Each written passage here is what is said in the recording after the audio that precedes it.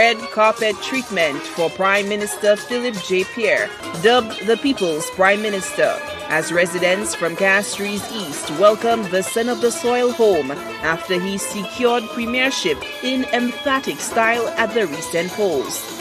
The infectious sound of steel pan music provided the melodic accompaniment to the occasion along the fabled Marsha Road, the capital of Castries.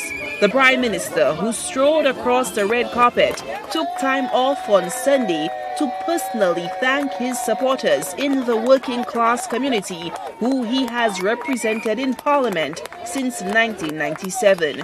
Pierre is now the first Castries-based MP since independence to lead a party to election victory and become Prime Minister, a monumental feat. And we have to make Marsha the capital of Castries.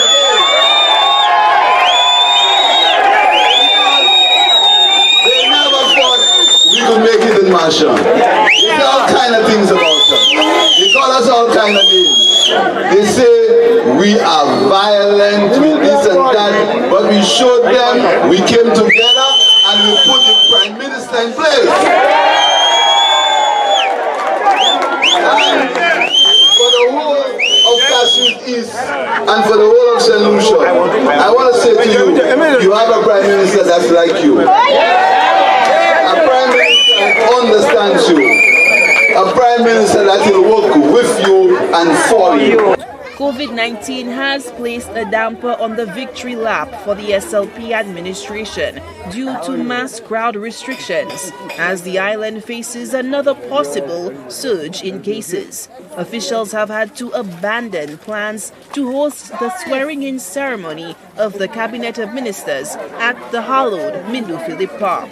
I'm sorry, we could not have the motorcade as planned, nor could we have the swearing of ministers in the park because we have to be careful with the COVID spread. I don't want anybody to be blameless for anything. But on Thursday, we're going to have 2 big screens so you can watch the swearing in of the ministers on Thursday. And as soon as things cool out, we're going to have the motorcade that we promised you. Castries East, Robert Caldron, alias Pulbois, runs the local tire shop. His small business has been located along Marsha Road for many years. He was delighted to have played a part in rolling out the red carpet for the new Prime Minister. Many say has always kept in touch with constituents. Today was just an extraordinary day, my brother.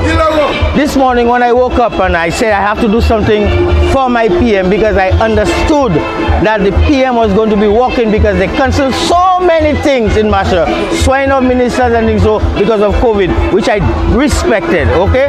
But today we decided, well, we have to give the Prime Minister, myself and Wendell, Lulu, we had to give the Prime Minister something of walking the red carpet, you understand? And we made it happen. And right now I'm enjoying everything that happened, man. I made the Prime Minister cry with what he saw. Normally stuff will happen by his place there. But with what I did around here, it happened here. And the Prime Minister, God no, it had to happen there. For the sake of the people in Marsha, we are free, free, free.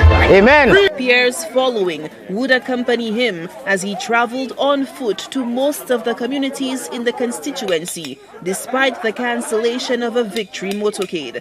Chair of the Castries East constituency group, Karen Vidal, describes the trek that Pierre undertook, going house to house to personally thank his supporters and residents for entrusting him reins of power of leadership. This afternoon was just supposed to be a simple walkabout. We decided that we would just walk from our constituency office onto the George Charles Boulevard, the lower part of Marsha Road into Tourouge and Black Mallet, and a momentum built up. Firstly, we noticed that members of the community outside Pulbois, they set up red carpet for the Prime Minister. It was a very beautiful sight this afternoon, and it was well received. by the Prime Minister and members of the public.